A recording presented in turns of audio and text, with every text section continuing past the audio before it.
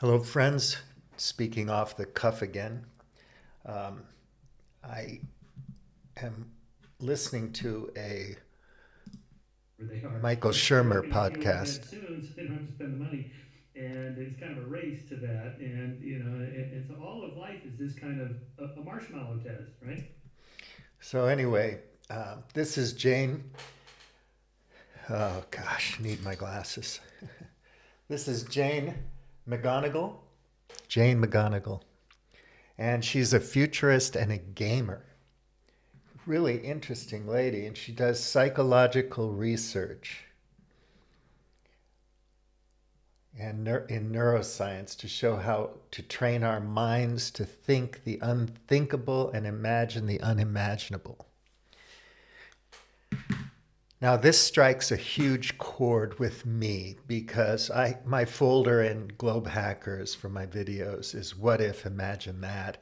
And I've been talking about this for decades. And I really think a lot of problems with how we react to things in the world, especially emergencies or unexpected disasters or culture war stuff, like who would have thought that postmodernism was going to turn out the way it did, or who would have thought that the social media and the internet would have so many bizarre repercussions and effects that we didn't predict or think about. Well, there always are people out there who are thinking about these things and who imagine, what if Facebook, becomes a place where for disinformation and for right wing or radical left wingers to create bubbles and whatever. And will it matter or not? And what if there are games that are totally real, like a Star Trek holodeck? And what if there's a pandemic? If you look back, you don't even have to use the way, way back machine to check what people were talking about 10 or 20 years ago. They're talking about pandemics. They're talking about nuclear war. They're talking about what if Russia invades Ukraine? What if a terrorist attack happens at the United States and so on and so forth. And they're thinking things through and they're trying to imagine how they would respond to these things. And you do it all the time. What if I made an extra $10,000 a year?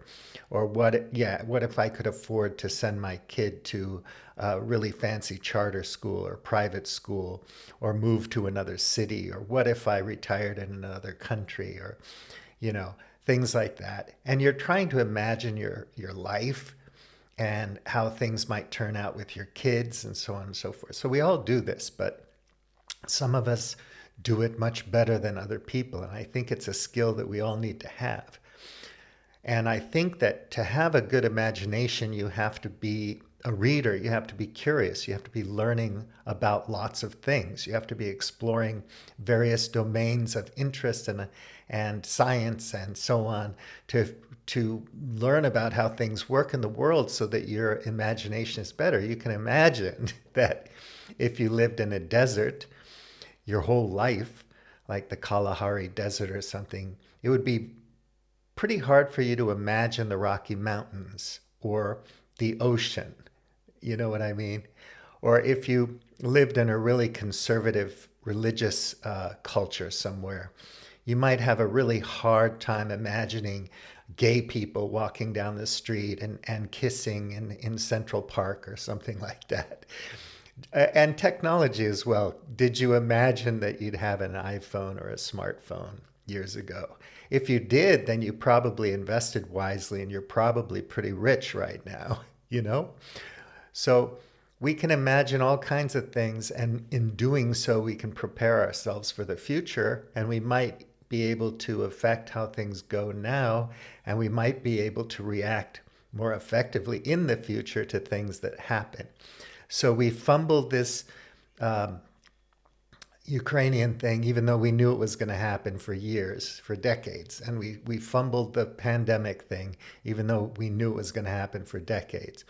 Then we can ask ourselves why. Why did we fumble since we already knew, since so many smart people and leaders around the world understood this risk? Why did we screw it up? What happened? And then we can start to dissect and disassemble all the things that happened and figure out holistically, what was affecting what and why did we fail, which is something anyone would do, right?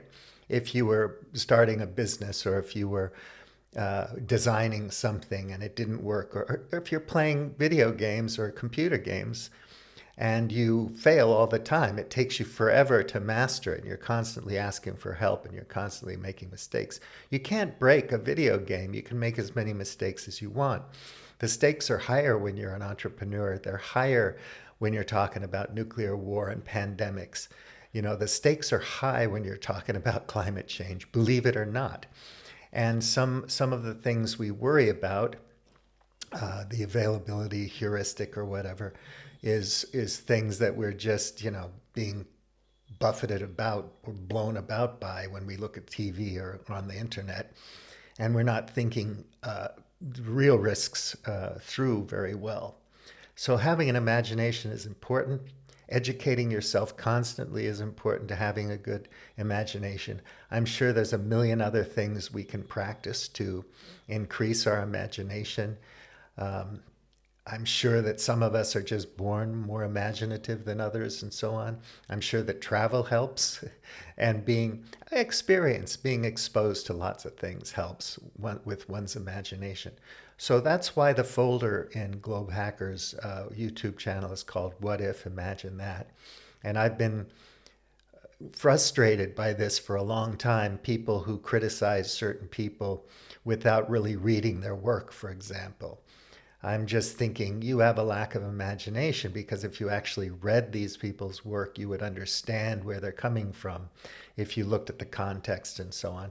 And you might be better informed, and then you could imagine better what to do otherwise, or you could imagine what's wrong with the person and articulate it in a better way. The more you know about many things, the better you can imagine stuff. So if you're totally full into the mainstream economy and global political situation the way it is now, and you don't have a good imagination, well, of course, you can't imagine doing it any other way. So there you are.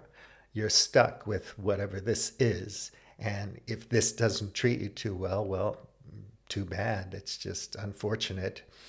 Shit happens and so on. But if you could imagine, you might be able to keep a step ahead of things, or maybe have better agency, make better choices, vote for better candidates, live a healthier lifestyle. You could make choices that might help you achieve what you can imagine, right?